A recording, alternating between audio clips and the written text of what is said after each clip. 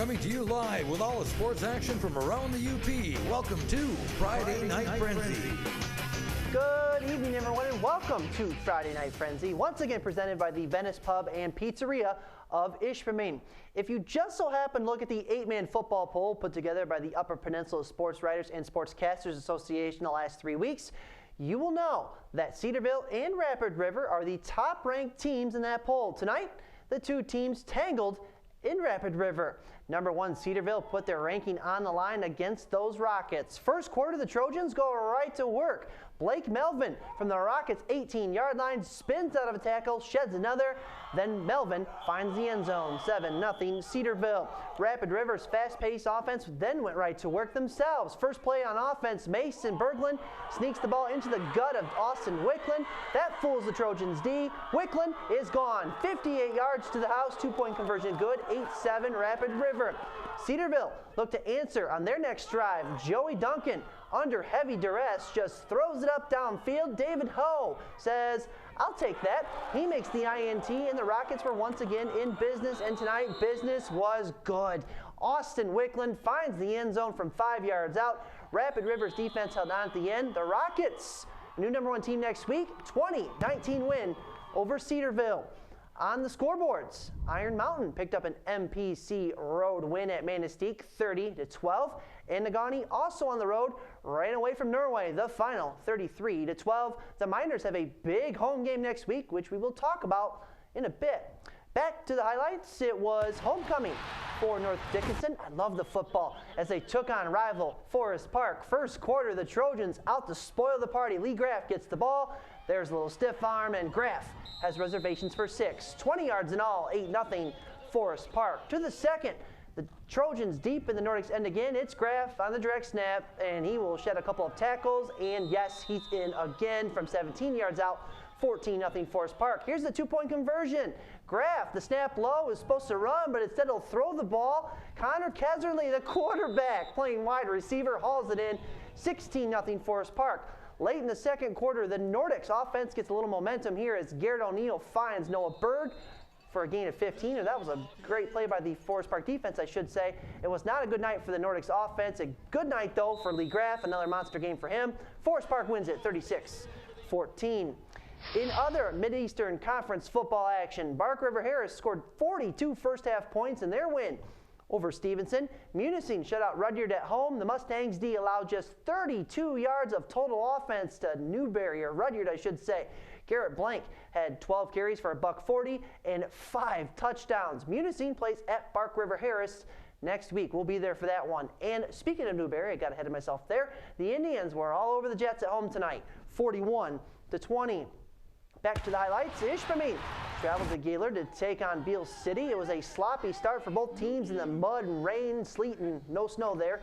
But Jacob Robeson and Thomas Fussman were there to push the Hematites back a couple of yards. The Aggies with the ball now. Chase Rowland is going to run, and Chase Rowland is going to run for a little while. And guess what? The Ishpeming defense would just catch him in time, and they kept the Aggies off the scoreboard there. Still scoreless in the second. Ozzie Hackerainen goes around the play and into the end zone for the Hematites touchdown. 6-0 Ishpeming. Hematites still up 6-0 in the third. Ozzie Corp getting himself a score. His teams lead up to 12. Beal City was shut out for the first time in 4 years.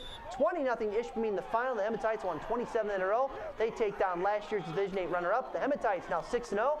A road game at Nagani on the schedule for next week. Again, we'll be there for that one. In the western end of the Upper Peninsula tonight, Lance and Ironwood combined for 72 points as the Purple Hornets, they'll win it 42-30. West Iron County punched their ticket to the playoffs. They're now 6-0 with a 40-26 win at Calumet. Alex Schmellebeck rushed for more than 300 yards and scored 5 times. He's a workhorse, people. It was a busy night in the GNC with all 5 teams in action. Menominee played at Escanaba. The Maroons were up 42-6 in the third. They go for it on 4th down. Aaron Forsberg makes the catch, and look how many guys flocked to the ball. It took 7 jerseys to take down Forsberg. To the 4th, Escanaba gets in the scoreboard. Logan Lamb follows the big guys across the goal line. Extra point good, but Menominee was still way out in front. On the following Menominee possession, Colin Narrett gets the handoff in the single wing offense, and Colin is going to run for a bit. 56 yards in all. This one, all Menominee. They moved to 6-0 with a big win over Escanaba. Up next, we head to Kingsford, where the Flivers welcomed Marquette. First quarter, the Redmen on the move. Brett Place on the QB keeper, goes around the far sideline, and he would go all the way, 65 yards for the score. But there's just one problem. Redmen were called for an illegal block. But that didn't stall the Marquette offense one bit. Same drive, 3rd and goal. Place finds Patrick Burmeister for the easy pitch and catch. Extra point good. 7-0 Redmen. Kingsford now with the rock. Cole Moreau takes the ball on the counter play, and he would get himself a first down inside the Marquette 10-yard line, but the Flivers would not score there. To the second, Kingsford again in the red zone. Ben Moreau goes around the edge on the far side, and he scores from 6 yards out. The Flivers led 8-7 at the half.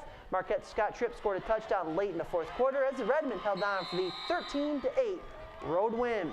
To the Eastern UP we go, where Gladstone found themselves down 28-zip at the half, but the Braves get fancy in the 3rd quarter. Onside kick, and they get it back. Devils D, though, up to the task. Tyler Wells, that hurt a little bit, but Tyler would get back up on 4th and goal from the 27-yard line. Look at this throw by Tyler.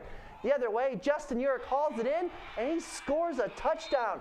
Gladstone made the game interesting tonight, putting up 22 points in the 2nd half, but it would not be enough as the Sioux wins it 28-22. Let's squeeze in a couple more scores. Berga's rough season continued tonight with a tough loss at Hurley and Houghton. Also at a tough time on the road at Northland Pines, 53-16. To the final football highlight of the night, Gwinn played at home against Westwood. First quarter, the Patriots on the move. Trevor Burke slings it out to Mitch Messing, who makes a grab, a couple of moves, but lost the football. Travis Corkin scoops it up and runs it the other way for Gwinn. Second quarter action now. Westwood on the move again. Burke rolls to his right. He finds Brandon Benda, who makes the catch.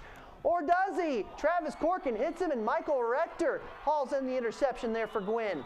The Model Towners drive, though, would stall out. The ensuing punt, Mitch Messing redeems himself, returning the punt inside Model Towner territory. That set up this play from Mr. Trevor Burke. He rolls right, stops, and throws the other way to a wide open Luke Gray, who scores from 10 yards out. Westwood spoils homecoming at Gwinn in the form of a 49-14 win. The Patriots are now 4-2 this season. Both NMU and Michigan Tech are in Ohio this weekend. The Huskies blanked Walsh 3-0. Aubrey Havlicek and Stephanie Dietrich led Tech each with 9 kills. Haley Hart had 13 digs at Malone. The Wildcats also won 3-0. Freshman Madison Whitehead had another impressive night, leading the team with 12 kills. Alex Berger had a game-high 22 digs. On the pitch this evening, Michigan Tech got second half goals from Lexi Harrowig and Taylor Archibald to edge ODU 2-1 up in Houghton. Northern Michigan lost a heartbreaker 4-3 to Walsh. Ashley Caters, Winona Verla, and Carmen Villaruel all scored for the Cats. That'll do it for this edition of Friday Night Frenzy. Don't forget, tomorrow in college football, NMU plays at Saginaw Valley State. The Cats need to win in a big-time way. Michigan Tech is off. Michigan State plays at home against Nebraska right here in ABC 10. Kickoff from East Lansing set for 8 p.m. And we will see if the Michigan Wolverines even show up to play at Rutgers. On Sunday, first place Detroit Lions host the Buffalo Bills. Jimmy Kimmel is next. Have a great weekend, everyone.